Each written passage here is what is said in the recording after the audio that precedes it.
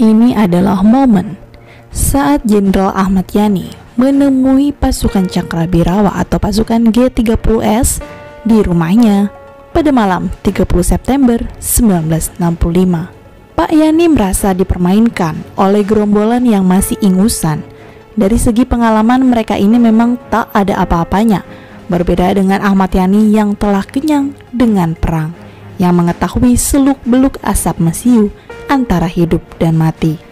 Sejak kelas pertama pemberontakan PKI di Madiun, Pak Yani sudah terlibat di garis depan sampai dengan penumpasan pemberontakan DITII. Pada masa-masa itulah gemblengan disiplin Pak Yani dipraktikan. Pasukan khusus yang memiliki disiplin dan semangat tinggi pun dibentuk dan merupakan cikal bakal dari Banteng Raiders. Medan perang yang berikut setelah selesai menempuh pendidikan di Amerika Serikat adalah pemberontakan PRRI di Sumatera Tengah dan Permesta di Sulawesi Utara.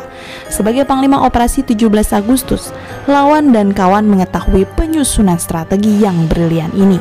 Bahkan PKI pun sudah lama melihat kekuatan yang hebat dari jenderal yang sorot matanya tajam dan jarang bersenda gurau ini. Ketika PKI melihat bahwa Pak Yani yang berhasil menumpas pemberontakan PRRI Permesta dianggap bisa menjadi kawan. Namun, perhitungan PKI ini meleset. Pak Yani adalah sosok prajurit sejati yang mengutamakan tanah air dan bukan kepentingan 1-2 golongan, apalagi yang dimaksud memecah belah persatuan.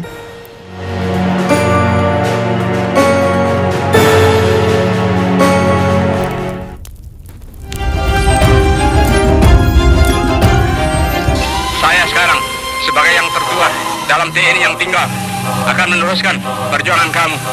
Sebagai pahlawan menghadaplah kepada asal mula kita yang menciptakan kita.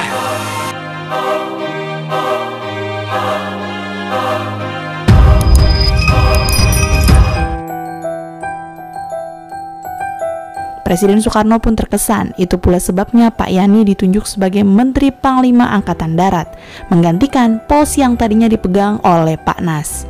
Padahal sebelumnya ia adalah Deputi 2 Kasat. Pak Yani melihat taktik PKI yang berusaha memecah belah angkatan bersenjata.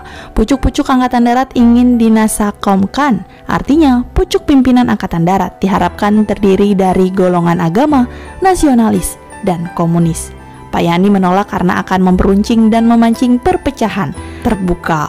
Meskipun ide nasakomisasi angkatan bersenjata mendapat angin dari Presiden Soekarno, Pak Yani pun tetap menolak. Ketika ide mengenai Nasakom Bersatu dipakai sebagai taktik oleh PKI, Pak Yani pula yang mengajukan gagasan tersebut dan mempopulerkan Nasakom Jiwaku.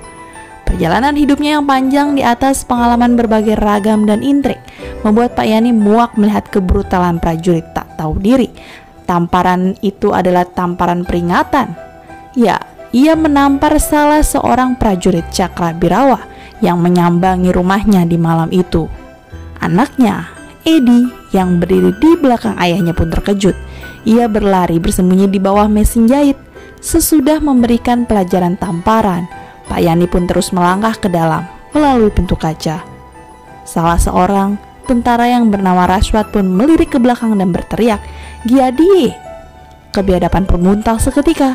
Giyadi menarik picu dan senapan Thompson memberondong. Pak Yani ditembak berondongan dari belakang. Seorang yang tidak bersenjata dan memakai piyama diberondong dari belakang. Kaca pintu pecah berhamburan.